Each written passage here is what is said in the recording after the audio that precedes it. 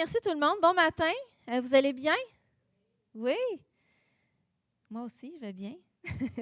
Je ne sais pas s'il y en a qui se posent la question. On vient d'annoncer à Pâques un événement spécial. On a appelé ça Messe de Pâques.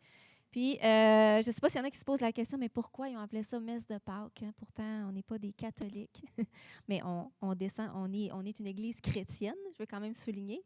Mais on a décidé d'appeler ça Messe de Pâques parce qu'on se dit, étant donné qu'on veut être une église qui veut rejoindre les gens qui sont moins pratiquants. Pour le Québécois, pas pratiquant, d'arrière-plan catholique, pour lui, une messe, ça veut dire quelque chose, une célébration.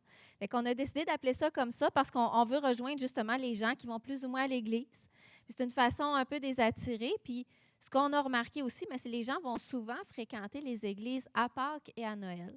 C'est quand même deux événements importants. Donc, on s'est dit, bien, pourquoi pas, on appelle ça Messe de Pâques. C'est une célébration. On va prêcher, évidemment, Jésus. On va prêcher la bonne nouvelle. On va avoir un temps de fête ensemble. Mais c'est un temps de communion aussi. Mais c'est ça, on voulait que ce soit quelque chose de rassembleur.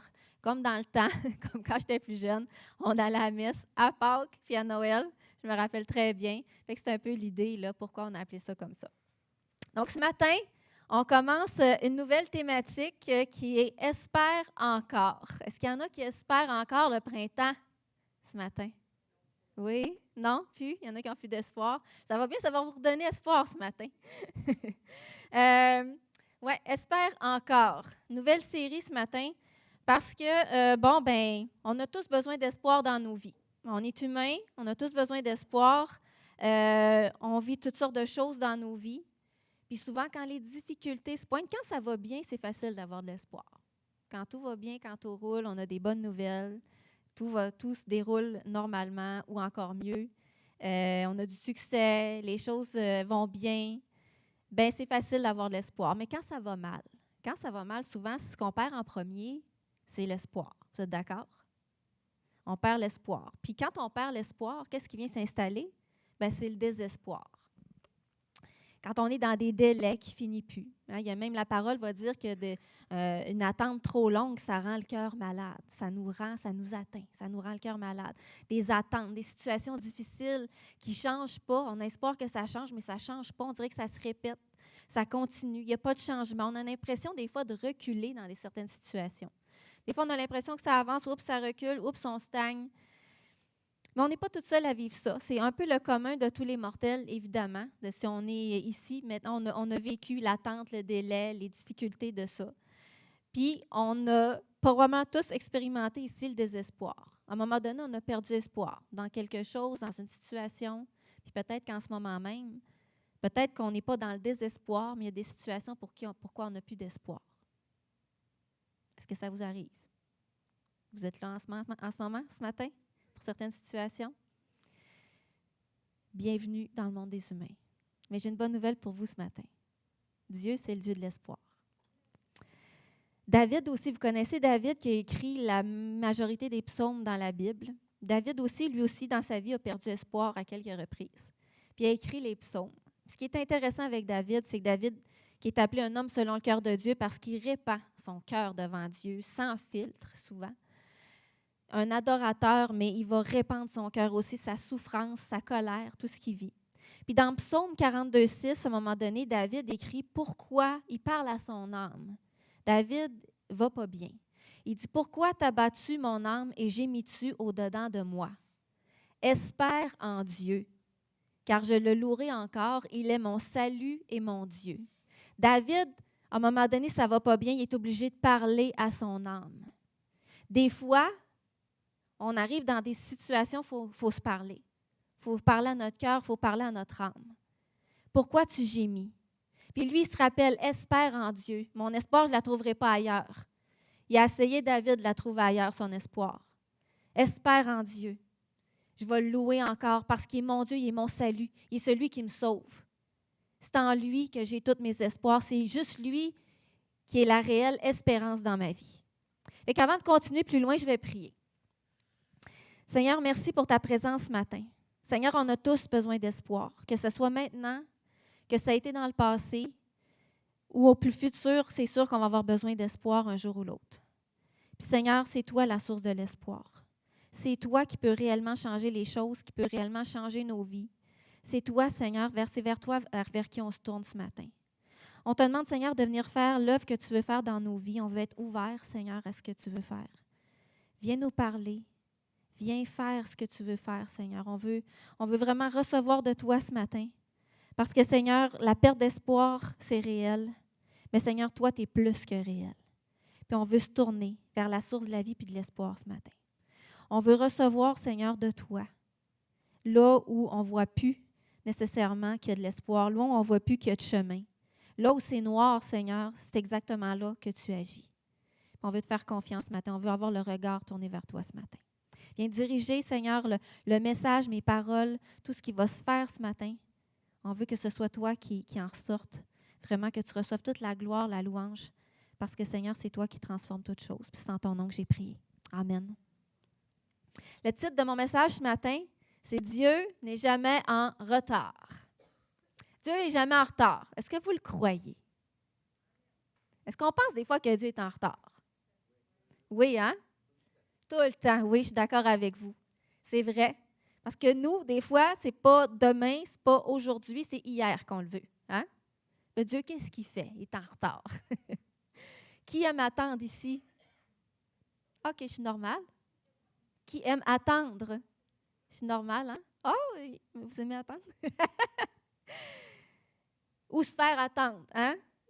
On vit tous de l'attente, mais moi, je pense qu'il y a quelque chose que je déteste bien gros, attendre après quelqu'un. Ça, j'haïs ça. Je vous fais une confession ce matin. J'aime pas ça attendre, j'aime pas ça faire attendre les gens. Mais on vit dans un monde, on vit avec des gens différents, des situations, il y a des contextes. Puis on fait face à l'attente, il faut gérer l'attente. Il faut gérer l'attente pour toutes sortes de choses. Après nos enfants, après le travail, on attend une réponse. On est étudiant, on attend après un travail, faire un travail d'équipe, on attend après les autres, on attend après une note. Il y a toutes sortes d'attentes, de styles d'attente dans nos vies. On attend après la fin de l'hiver. On attend après plein de choses. Puis ça fait partie de la vie. Puis souvent, ces attentes-là, il y a des attentes qui vont nous challenger plus que d'autres, qui nous demandent plus que d'autres, qui nous font souffrir plus que d'autres aussi. Puis là, on attend que Dieu intervienne, puis on a donc l'impression que Dieu n'agit pas, que Dieu semble être en retard. Puis ce matin, je vous amène dans le livre de Daniel et de ses 3 amis, Shadrach, Meshach et Abednego. Il y en a qui connaissent l'histoire. Histoire super intéressante dans Daniel. Ceux qui ne sont pas familiers avec la Bible, allez lire le livre de Daniel. C'est tellement intéressant. Il y a des trésors là-dedans. C'est un livre à la fois simple et complexe, mais c'est riche. Riche pour notre instruction, mais surtout, comment agir en temps d'instabilité. Quand on croit en Dieu, comment on peut agir? C'est quoi notre privilège comme enfant de Dieu dans un temps d'instabilité, en temps incertain, en temps d'oppression? Fait que c'est vraiment riche en informations. Puis dans ce matin, on va voir justement comment Daniel et ses 3 amis, comment ils ont vécu justement l'attente, comment ils ont espéré que Dieu intervienne, puis comment ils ont vu Dieu agir. Donc, je vous explique un peu le contexte du livre de Daniel, OK? On voit dans la Bible que Dieu vient se révéler progressivement à partir de la Genèse. Puis on sait que nos Bibles actuelles ne sont pas écrites en ordre chronologique. Il existe des applications ou des sites où on peut trouver comment lire notre Bible en ordre chronologique. Mais notre Bible, à nous, commence par la Genèse, évidemment, c'est le début. Mais on voit Dieu qui se révèle à travers les livres un peu progressivement au fur et à mesure avec les humains. Puis à un moment donné, Dieu décide de se choisir un peuple, pas parce qu'ils sont meilleurs que les autres. Dieu décide juste dans sa grâce d'arriver dans un peuple, de choisir un peuple pour se révéler à travers ce peuple-là, puis se révéler au monde à travers ce peuple-là. Fait que Dieu fait alliance avec le peuple d'Israël par l'intermédiaire de Moïse. Ça commence comme ça. Moïse est un peu le médiateur entre Dieu et le peuple. Puis, il fait alliance avec lui, puis il va faire alliance aussi avec le peuple. À plusieurs reprises, Dieu renouvelle son alliance à travers aussi Abraham, Isaac, Jacob. On le voit là, au travers des patriarches. Puis dans cette alliance-là, souvent, Dieu va dire, ben si tu m'obéis, ben tu vas être béni. Il y a une protection qui est là. Tu vas être béni, tu vas goûter à ma bénédiction. J'ai des choses en réserve pour toi. J'ai des promesses. J'ai des choses bien qui s'en viennent. Mais si tu ne m'obéis pas, ben, tu t'exposes à ne plus être protégé, tu t'exposes à des attaques, tu t'exposes à la malédiction, tu t'exposes à ce que ça n'aille pas bien. Suivi même, ça peut finir par de la destruction et l'exil. Et en fait, c'est ce qui arrive dans le livre de Daniel. C'est qu'auparavant, le peuple a été constamment tourné contre Dieu, un cœur rebelle contre Dieu, un cœur qui se détourne constamment. Puis Dieu constamment venait pour essayer de les rappeler, les ramener. Puis ça a été toujours un peu ça. Puis à un moment donné, Dieu va dire, bien, à un moment donné, vous allez être envahis par l'ennemi. C'est ce qui va arriver. Puis c'est ce qui s'est produit. Dans le livre de Daniel, Jérusalem se trouve assiégée par l'ennemi. Ils ont été envahis par les Babyloniens. Le roi de Babylone, Nebuchadnezzar, il emmène en exil les Juifs pour les amener à Babylone et Daniel et ses 3 amis en font partie. Le roi voulait que des jeunes hommes, dans les captifs qu'il a pris, le roi a décidé de se choisir des jeunes hommes pour être à son service. Il voulait des jeunes hommes de famille noble, sans défaut corporel, beaux de figure, doués de sagesse, d'intelligence, d'instruction, capables de servir dans le palais du roi, à qui l'on enseignerait les lettres et la langue des Chaldéens, qui était la langue babylonienne. Daniel et ses amis n'ont pas choisi leur situation. Évidemment, ils font partie du peuple, sont amenés en exil et ils ont été comme sélectionnés par le roi pour faire partie de ce que le roi recherchait. Mais au départ, Daniel n'a pas choisi cette situation-là. Il se retrouve dans un pays ennemi, étranger, dans une autre langue, captif. Puis nous aussi, ça peut nous rappeler, nous aussi, l'histoire de Daniel, nous aussi, on peut se retrouver des fois dans des situations où on est, malgré nous, ou à cause de nous, ou à cause de nos mauvais choix, on se retrouve en captivité ou pris dans des situations, des conditions, des relations où on est pris. Puis on espère que Dieu intervienne. Mais il y a de l'espoir. Il y a de l'espoir pour Daniel. Daniel se retrouve dans cette situation-là. Puis mon premier point dans mon message ce matin, c'est premièrement, je veux que tu saches que Dieu n'est jamais en retard. Premièrement, parce que Dieu sait. Dieu sait toutes choses. Dieu connaît notre situation. Quand Israël s'est fait envahir par Babylone, Dieu n'a pas été surpris. Il savait. Il savait exactement ce qui se passait. Il savait ce qui se passait pour Daniel. Il connaît, il entend, il voit. Il n'est pas tombé en bas de sa chaise. Puis il se trouvait, comme je vous ai dit, que Daniel et ses 3 amis, pourquoi le roi les a choisis, c'est qu'il se trouvait que Dieu a donné, ça dit dans l'Écriture, puis je saute des passages parce que ce matin, je pense que je serais trop longue, mais ça dit dans la Bible que Daniel et ses 3 amis, Dieu leur avait donné de la science, de l'intelligence, du savoir, de la sagesse dans les lettres. Puis en plus, Dieu avait accordé à Daniel la capacité d'expliquer les visions et les rêves. Puis le roi, il les a testés de plein de façons, de toutes sortes de façons, dans des questions au sujet qui demandaient de la sagesse, de l'intelligence. Puis le roi, il les a trouvés 10 fois supérieurs à ses sages à lui. Le roi avait à son service des magiciens, des astrologues, toutes sortes de personnes qui étaient soi-disant puissants pour aider le roi puis le royaume. Mais le roi a trouvé que Daniel et ses amis étaient 10 fois supérieurs à toute l'élite qu'il y avait à Babylone. Donc, le roi a fait un rêve un jour. Le roi se retrouve à faire un rêve. Daniel est en Babylone avec ses amis, haute culture, haute langue et tout ça. Ils sont là, ils n'ont pas le choix. Ils ont été choisis par le roi. Le roi fait un rêve, puis le roi se réveille troublé. Il a fait un rêve, mais il ne se rappelle plus du tout c'est quoi son rêve. Fait qu'il convoque toute l'élite, en fait son élite, les mages, les magiciens, les sorciers, les astrologues, pour qu'ils lui révèlent son rêve. Mais ce n'était pas juste, je vais vous raconter mon rêve, puis dites-moi qu'est-ce que ça veut dire. Le roi ne se souvenait plus de son rêve. Fait qu'il a dit, je veux que vous me disiez, de 1, à quoi j'ai rêvé, parce que je suis troublée, puis de 2, qu'est-ce que ça veut dire. Fait qu'eux, ils se disent, OK, ça n'a pas de sens. On ne peut pas juste, mais le roi, il est très ferme. Puis eux autres, ils disent, mais ce que le roi demande est trop difficile, voire impossible. Personne, excepté les dieux, c'est ça qu'ils disent, personne excepté les dieux vont être capables de faire ça. Mais eux n'habitent pas parmi les mortels. Ce que tu demandes, personne ne peut le faire qui habite parmi les mortels.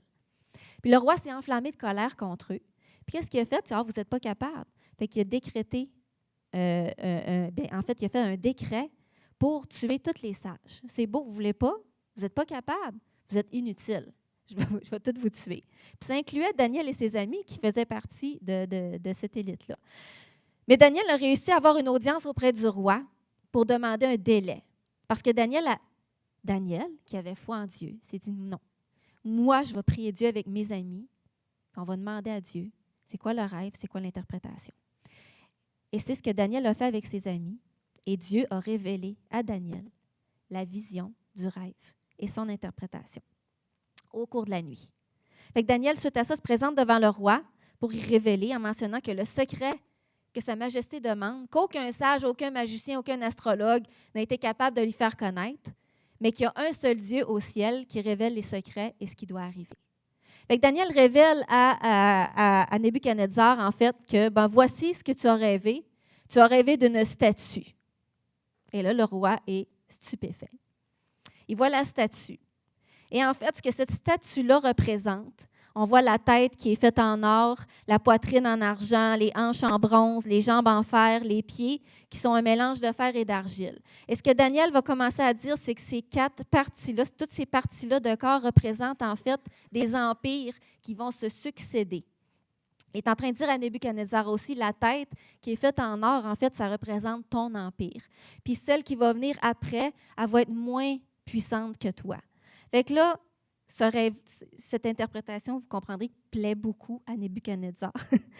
Mais à mesure que Daniel continue l'interprétation de ce rêve-là, il est en train de dire qu'à la fin du rêve, il a vu une pierre qui s'est détachée, sans l'intervention d'aucune personne, d'aucune main, qui va venir heurter la statue au niveau des pieds, puis qui va tout pulvériser. Tout a été réduit en cendres. Puis quand la pierre elle a heurté la statue, elle devint comme une immense montagne qui a rempli toute la terre. Mais la pierre qui vient heurter, en fait, c'est ça, c'est que ça annonçait, ça prophétisait, ce que Daniel était en train de prophétiser, c'était la venue du royaume de Dieu qui allait remplir toute la terre. Que c'était ce royaume-là qui était supérieur à tous les royaumes et les empires. Au début d'apparence insignifiante, à ses débuts, mais qui dominerait le monde entier et qui ne connaîtrait pas de fin. Alors, le roi tombe par terre et écoute, elle se met à adorer le Dieu qui a donné l'interprétation et il élève Daniel et ses amis dans des positions élevées. Shadrach, Meshach et Abednego. Alors, le temps passe. On ne sait pas, les exégètes ne s'entendent pas pour le nombre d'années, ou si ça a été court ou le nombre d'années. Mais ce qu'on voit, c'est que l'interprétation peut-être que le roi en a fait, ça a été un peu différent de ce que Dieu a voulu lui révéler. Dans Daniel 3.1, ça dit « Le roi Nebuchadnezzar fit une statue en or. » Suite à ça, on ne sait pas le délai, il a décidé, lui, qu'il allait ériger une statue en or, haute de 30 mètres et large de 3 mètres. Il l'adressa dans la vallée de Dura, dans la province de Babylone. Vous remarquerez ici une petite subtilité. Le roi Nebuchadnezzar, il a fait la statue en or au complet. Mais l'or représentait son empire à lui, de la tête de la statue de sa vision. Puis, il y a un lien évident entre justement ce que de Daniel 2, quand il fait la description de la statue, en fait. Puis, il y a des exégètes qui disent que Nebuchadnezzar il avait délibérément fait la statue entièrement en or pour affirmer son règne, en signe un peu de rébellion contre Dieu, pour affirmer encore plus son autorité, son règne, puis qui voulait que son règne ne prenne jamais fin, en opposition au royaume de Dieu. Je trouvais ça intéressant de le mentionner. Fait après avoir fait cette statue-là, le roi, il a fait rassembler tous les gens encore de la haute société pour la dédicace de cette statue-là, l'inauguration de la statue. Les administrateurs, les intendants, les gouverneurs, les conseillers, les trésoriers, bref, j'en passe. Daniel 3, 4 à 6. Un héros cria à pleine voix, « Voici ce qu'on vous ordonne, peuple, nation, hommes de toute langue. » Tout le peuple, les magistrats sont là. « Au moment où vous entendrez le son de la trompette, de la flûte, de la guitare, de la petite et de la grande harpe, de la cornemuse et des instruments de musique de toutes sortes, vous vous prosternerez et vous adorez la statue d'or que le roi Nebuchadnezzar a dressée. Si quelqu'un ne se prosterne pas et ne l'adore pas, il sera jeté à l'instant même au milieu d'une fournaise ardente. » Donc, le roi décrète ça. Plusieurs fois par jour, il va avoir un son de trompette avec des instruments et tout le monde doit se prosterner devant la statue en signe d'adoration. Mais Daniel et ses amis, qui sont serviteurs de Dieu avant, qui sont croyants, refusent de se prosterner devant la statue puis d'adorer un autre Dieu. Dans Daniel 3.8, ça dit « Sur ces entrefaits, certains astrologues vinrent porter des accusations contre Daniel et ses amis, contre les Juifs. tout de suite, ils se font remarquer. Tout de suite, ils se font remarquer qu'eux n'adorent pas la statue, ne se prosternent pas devant la statue. Vous savez, l'ennemi accuse tout de suite. Quand on décide de suivre Dieu, l'ennemi accuse. Ce n'est pas surprenant. D'ailleurs, Satan veut dire accusateur. Accusateur des frères. C'est son nom. Et c'est ce qu'il fait. Fait que tout de suite, il y a des accusations qui sont portées. Puis j'aimerais vous dire que c'est la même tactique que l'ennemi utilise encore aujourd'hui. Nous accuser. La petite voix qui accuse toujours. Quand on décide de suivre Dieu, quand on décide de faire des choix, qui accuse nos motivations, nos cœurs, qui décide de nous faire douter, le fameux sentiment d'imposteur. Mais le vrai imposteur, c'est l'ennemi. Puis ils continuent dans leurs accusations. Dans Daniel 3,12, « Or, il y avait des hommes de Juda auxquels tu as confié l'administration de la province de Babylone, à savoir Shadrach, Meshach et Abednego. » Mais c'était vraiment pointé vers eux. « Ces 3 hommes-là ne t'ont pas obéi au roi. Ils n'adorent pas tes dieux et ne se prosternent pas devant la statue d'or que tu as érigée. » Alors, je continue dans Daniel 3,12. « Alors Nebuchadnezzar s'irrita et entra dans une grande colère. Il ordonna de faire venir Shadrach, Meshach et Abednego. On les amena donc devant le roi. Celui-ci prit la parole et leur demanda, « Est-il vrai, Shadrach, Meshach et Abednego, que vous n'adorez pas mes dieux et que vous ne vous prosternez pas devant la statue d'or que j'ai érigée? » Je fais une petite pause ici. Fait intéressant. Quand les Juifs sont arrivés à Babylone, quand Daniel est arrivé avec ses amis, en fait, Daniel s'appelait Daniel. Shadrach, Meshach et Abednego, c'est des noms babyloniens qu'on leur a donnés. Le roi a renommé ces hommes-là. Il a renommé Daniel, parce que Daniel, dans l'Écriture à Babylone, s'appelle Belshazzar. Puis ses amis, Shadrach, Meshach et Abednego. Mais ce n'est pas un hasard que le roi les a renommés et qu'il leur a donné un autre nom dès qu'ils sont arrivés en Babylone. C'est des noms babyloniens. C'était au temps de la culture hébraïque aussi. Le nom signifie l'appel, la destinée, l'identité. Souvent, on en a parlé, quand on révélait le nom d'une personne, quand Dieu donnait le nom à une personne, dans la culture juive, hébraïque, le nom signifie quelque chose. Fait que le roi, ce n'est pas ignoramment qu'il fait ça. Il ne le fait pas par hasard. Ce n'est pas un hasard. Ce n'est pas un simple détail historique. C'est vraiment une stratégie spirituelle profondément significative pour changer leur identité, pour changer leur allégeance. Ils commencent comme ça. Puis Daniel, ça veut dire « Dieu est mon juge ». Mais Shadrach, Meshach et Abednego, leur nom premier, ça veut dire « L'Éternel fait grâce ». Qui est comme Dieu? L'Éternel a aidé. La transformation de leur nom, en fait, c'est en adoration à des dieux babyloniens. Donc, vous voyez, la tentative de déraciner leur foi pour les reprogrammer. Puis c'est exactement ce que l'ennemi fait. Les mêmes tactiques encore dans nos vies, dans l'épreuve. Il essaye de nous renommer un autre nom. En nous intimidant, en attaquant notre identité. Pour nous faire oublier d'où on vient. Nous faire adopter une autre loyauté. Même stratégie encore aujourd'hui. Nous faire douter. Es-tu réellement chrétien? Est-ce que Dieu t'a réellement dit? Si tu es vraiment, ça vous dit quelque chose, Jésus, dans le désert? Satan arrive, si tu es réellement le Fils de Dieu.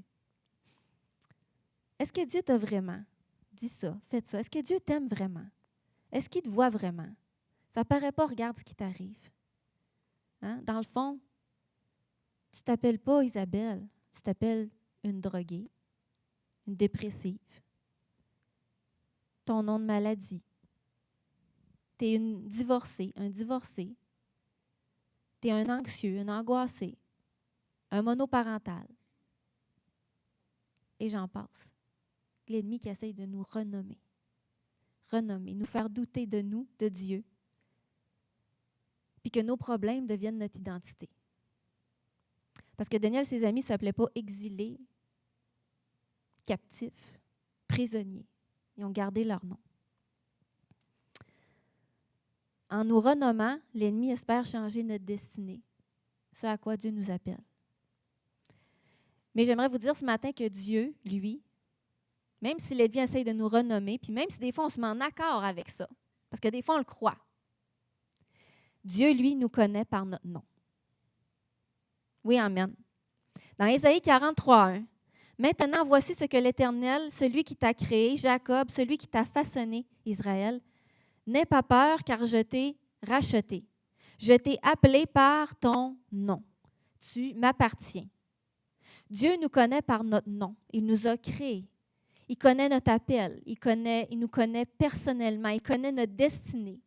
Dieu nous a formés. Il nous transforme. Il nous change.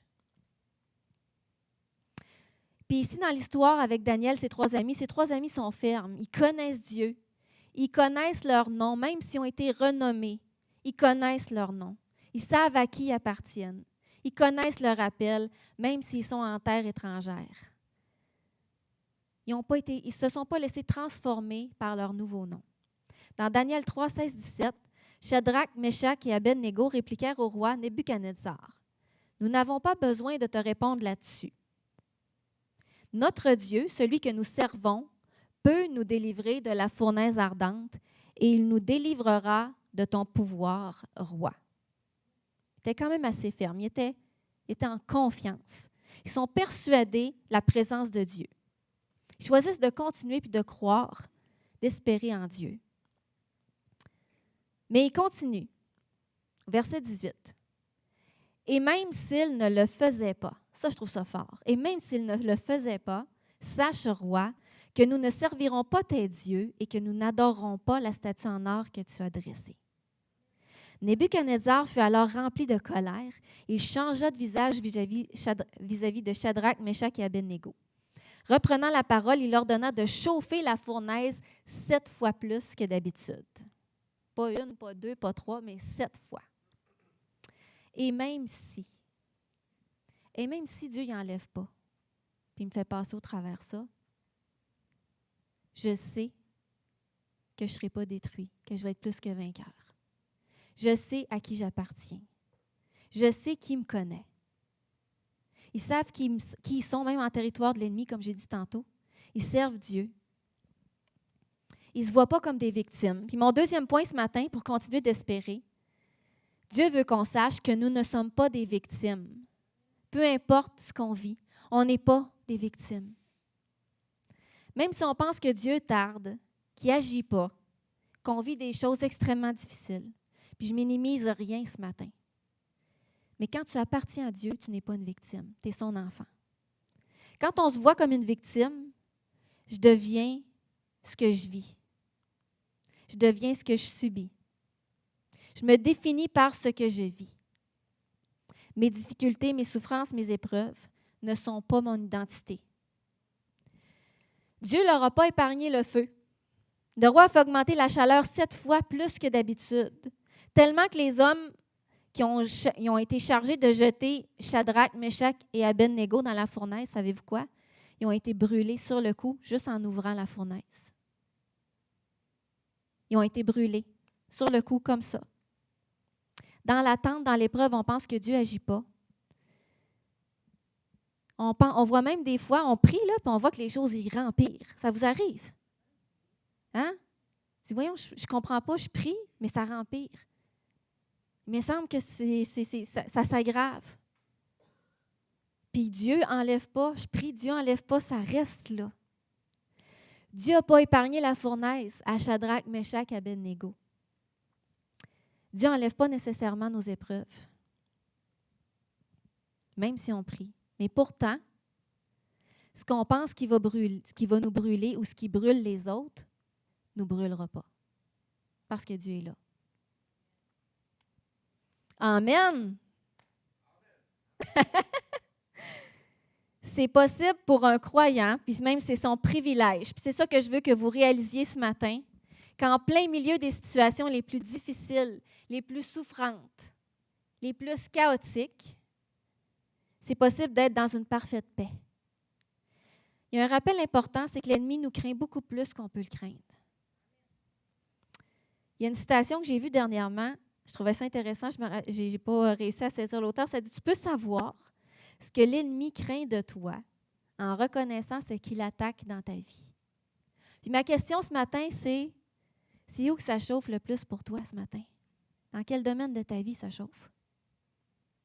Parce que c'est exactement là que Dieu veut venir avec sa victoire. C'est là que tu es appelé à être victorieux. Exactement là. Quand ça chauffe, quand il y a de la fumée, hein, on vient qu'on ne voit plus clair. Ça nous brûle. On vient confus. On perd de l'énergie dans le feu de l'épreuve. C'est fatigant. Les attaques dans nos pensées, dans notre corps, dans notre cœur, dans nos émotions. En plein milieu de l'épreuve, dans l'attente douloureuse que Dieu agisse, qu'on pense qu'il est trop tard. Mais je veux vous dire ce matin que Dieu est là. Dans Daniel 3, 23, 25. Quant aux 3 hommes en question, Shadrach, Meshach et Abednego, tombèrent ligotés au milieu de la fournaise ardente. Le roi Nebuchadnezzar fut alors effrayé. Tout d'un coup, ils ont été jetés. Nebuchadnezzar est là, puis d'un coup, il est effrayé, il se lève subitement. Il prend la parole, il dit à ses conseillers, « Est-ce qu'on n'a pas jeté 3 hommes ligotés au milieu du feu? » Ils répondirent au roi, « Certainement, roi. » Il reprit, « Eh bien, j'aperçois pas 3, j'aperçois 4 hommes, dépourvus de liens qui marchent au milieu du feu, porteurs d'aucune blessure, et le 4e ressemble à un fils des dieux. » Dieu est au milieu d'eux dans la fournaise ardente, dans la pire des chaleurs, dans la pire fumée, dans le feu brûlant 7 fois plus. Dieu est là dans le feu au milieu d'eux. Mon 3e point ce matin, pour espérer encore, oui, Dieu est là, mais je veux dire que Dieu n'est pas en retard. Pourquoi? Parce qu'il est là. Il est en avance. Il est déjà là, il n'est jamais parti. Amen. Je ne suis pas seule. Ce n'est pas parce que je ne vois pas Dieu, ce n'est pas parce que je ne vois pas son action que Dieu n'est pas là. Dieu veut qu'on se rappelle qu'il n'est pas en retard parce qu'il n'est jamais parti. Il est là. Il veut être là, il veut être présent avec nous dans notre souffrance, dans nos épreuves, même si le feu est là, même si l'épreuve reste là. Dans l'attente, dans la souffrance de l'attente, souvent, c'est les gens qui vont voir la présence de Dieu dans nos vies. Ça vous est déjà arrivé, ça? Souvent, on n'arrive pas à voir, on est aveuglé parce qu'on a trop mal. On souffre, on attend. Puis souvent, c'est les gens qui vont nous dire, « Hey, moi, je vois Dieu agir dans ta vie. Regarde qu'est-ce qu'il est en train de faire. Comment tu fais pour avoir passé au travers de ça? Moi, je n'aurais jamais été capable. » Les gens voient Dieu, plus Dieu dans l'épreuve, dans nos vies que nous. Ça vous est déjà arrivé? Moi, ça m'est arrivé. Toi, non, hein, Dan? Je savais. Souvent, on est trop concentrés sur le feu, la fumée, nos craintes, nos douleurs. Je continue dans Daniel 3, 27. Je m'excuse, j'ai beaucoup, mais ça met le contexte, ça met la table. Suite à ça, les administrateurs, les intendants, les gouverneurs, les conseillers du roi se rassemblèrent. Ils virent que le feu n'avait aucun pouvoir sur leur corps, le corps de ces hommes, que les cheveux de leur tête n'avaient pas brûlé, que leurs habits n'étaient pas abîmés et qu'ils ne sentaient même pas le feu. C'est quand même extraordinaire. Dans la présence de Dieu, l'ennemi n'a aucun pouvoir. Amen. Je vais le répéter, dans la présence de Dieu, l'ennemi n'a aucun pouvoir sur ma vie. Il essaye de nous faire croire. Il met toute la mise en scène. Il ne manque rien. Tous les effets spéciaux sont là. Crainte, intimidation, mensonge. Mais il va toujours avoir juste le pouvoir que je décide de lui accorder. Toujours. J'inviterai les musiciens à venir pour la fin de mon message. Ça vous va? Est-ce que ça vous encourage ce matin? Amen. Moi aussi, ça m'encourage. C'était pour moi en premier, ce message-là.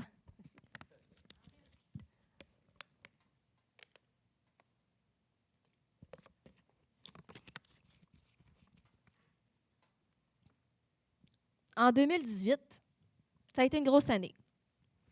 C'est en préparant mon message que j'ai réalisé à quel point que 2018 a été une grosse année pour moi. Je me rappelais de tous ces événements-là, mais curieusement, j'ai réalisé qu'ils étaient tous arrivés dans la même année. Puis je me suis dit, comment j'ai fait? Mais en fait, je sais que ce n'est pas moi. Puis je pense qu'il y a une raison pourquoi je les voyais tous isolés, ces événements-là. En 2018, En 2017, en fait, nous, on est partis à La Réunion, on est revenus avec tout mon mari, mes enfants, on est revenus. On ne savait pas trop, on revenait dans la région. On savait qu'on était appelé à implanter une église, mais on ne savait pas encore le où, le quand, le comment, un peu tout comment allait se dérouler. On avait eu cet appel-là depuis 2012. Donc là, on est en 2018, puis on savait que c'était l'année qu'on allait commencer. Donc, c'est en avril 2018, puis je me rappelle encore de la date. C'était dans notre petit condo à Chicoutimi qu'il y a plus est né. Dans notre salon. On était un petit groupe. Puis on a commencé à louer Dieu, puis à faire des partages, puis à prier ensemble. Puis on savait que ça allait aller vers une église. Fait que ça a commencé là. Quand on a dit oui à Dieu. Hein? Oui, oui Seigneur, OK, avec ce qu'on est, nos 5 pains, nos 2 poissons, on y va. Mais cette année-là n'a pas été de tout repos, je peux vous le dire. Cette année-là, en même temps, il y a ma belle-mère qui a commencé à être malade. Elle n'était pas vieille, elle avait pas encore 68 ans. Quand même atteinte d'un cancer qui a été assez fulgurant. Puis pendant un temps, on a habité chez elle, puis on a pris soin d'elle. Par la force des choses, on était là, on prenait soin d'elle. Puis il y avait tout ça en même temps. On a dû déménager à un moment donné. On a fait face au décès de notre belle-maman, de la mère de mon mari, qui était ma belle-maman aussi. Fait que tout ça, coup après coup, tu sais, la fournaise, elle chauffe. Là. Il y a du bois qui se rajoute à chaque fois. Il y a le décès, il y a les déménagements, il y a plus qui commence. Puis cette année-là, on pensait qu'on était sortis d'affaires avec mon fils, mon plus vieux, qui avait déjà eu 4 opérations à la hanche avant. Puis on nous annonce qu'il y en a besoin d'une autre. Puis une grosse, celle-là. C'était pas une petite. C'était du sillage à 3 places. Puis c'était... Ah, OK. Fait que ça a été éprouvant. Ça a été, OK, qu'est-ce qui se passe, Seigneur? Qu'est-ce qui est en train de se passer? Fait qu'on vit ça. Puis avec toute l'énergie que ça demande, émotivement aussi. Quelques semaines après, ça n'a pas 20 jours après, je pense une quinzaine de jours après, c'est le 24 décembre, on m'appelle pour dire que mon père venait de faire un AVC, qui était à l'hôpital. Je dis, waouh, Seigneur, qu'est-ce qui se passe? Je vous dis, tout était là pour qu'on abandonne tout. Vraiment, tout. Puis pendant 19 ans, moi, avant que je dise oui à Dieu, pendant 19 ans, notre famille, on a vécu la maladie. Mon mari a connu la maladie, mes fils. Pendant 19 ans, j'ai été à la maison, pris soin de la famille.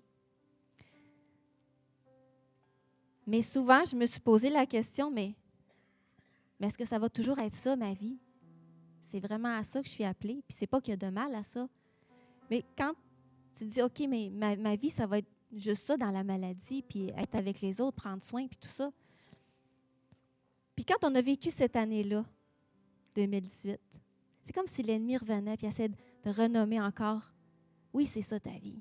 Regarde, tu t'en sortiras pas. Tu vas toujours vivre là-dedans. Il essaie de me faire. Tu es encore une victime des événements. Tu es encore une victime de la santé des autres. Tu es encore. Vous comprenez ce que je veux dire? Ça ne finissait pas. Puis ça a vraiment été avec l'aide de Dieu qu'on a passé au travers chaque événement.